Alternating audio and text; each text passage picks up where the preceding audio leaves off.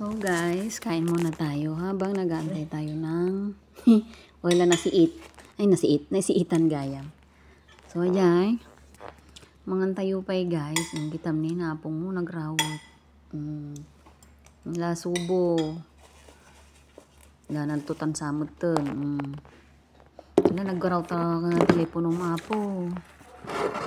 So ayan, naayos muna yung aking ayan. Wala, pati buhok, kumakain, naayos pa, isinasabay kasi. Ayan, ala, naggulo. Hawanin, pungo ng sika. Adani, awan pa sa gaysayon. Ayan na, wala na, tinali na lang, hindi na siya nagsuklay, guys. Si auntie mo, nagkadupay ka na. Ala, lumuumag ka tanti. Kita man ni nagaduti ka na tasubo na ni nagngangato. Ala ka. Ang takaw naman ng taong yan. Dabay pansit na ni. Yan. Wala na siyang ulam guys.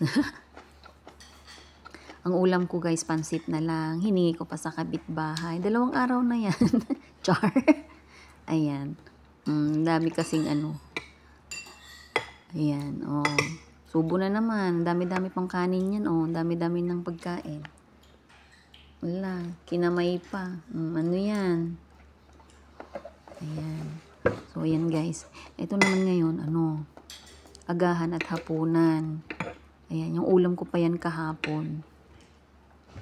Hiningi ko lang din sa kapitbahay namin. Ayan, natutulog ako kahapon. Ginising ako para bigyan, Diba, ang bait? Ang bait ng ating kapitbahay. Gigisingin lang tayo para kumuha ng ulam. Diba, awit? Well, congratulations dun sa ating Frenny na kapitbahay. Sige, kain lang. Ayan, nagugutom kasi ako, day. Ang dami kong gutom. May matinik. Ang dami-daming tinik pa yan.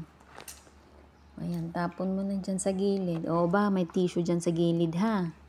Baka isipin nyo, wala akong tissue dyan sa gilid. Ayan. So, ako lang muna guys yung kumakain kasi yung kasama ko, busy pa.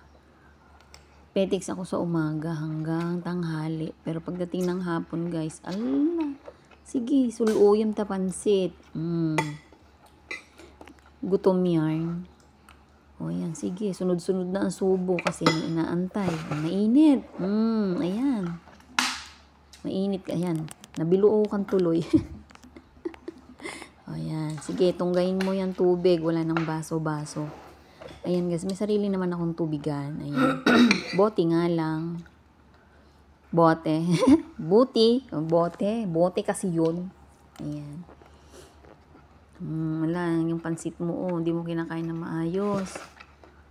Ayan, Yan, tagal kumain, tagal matapos. Ngayon mo maigi. Subo ulit. Yan, ihipan mo kasi mainit yarn. Ayan. So, yun guys, hindi ko tinatapos yung aking pagkain kasi tumawag na yung pipick up ng aking box. Ayan na siya. Kaya naputo lang ating kain. So, dumating na siya guys. Tumawag agad-agad siya. Ayan na, hinuhan. Dito na kami sa labas ng bahay. Kasi inaayos na yung yung pakargo ko. Ayan na siya. Yes, miss. Ayan, magpipirma na daw ako, Kasi, ayan, perma mayor. Ayan, tapos na dyan. Ayan. Diba guys? Kita-kits na lang yan sa Philippines. Philippines. Ayan, pauwi ng ating box na pinag-ipunan ng kulang-kulang 1 taon. Char. So, ayan guys, inaayos na ni Kuya yung ating box. Ayan, may nilalagay siya dyan na parang sticker, na parang ticket. Ewan ko kung ano yun. Parang barcode. Ayan, bali, isa lang naman yun, tapos susulatan niya kung ano. Hindi ko alam kung yung sinusulat ni Kuya. Siguro box number yan, para diba? May parang hapon pa. Doon pa sa taas daw. Ayan na. Ayan. daming sinusulat ni kuya. Pero isang number lang yan. Bale, para makita agad-agad siguro yung barcode niya or box number. So, ayan guys. Mamaya lalarga na yung ating box. Pero hindi pa lilipad agad-agad yan. So, malamang darating yan guys sa Pilipinas. Ayun na. Bye!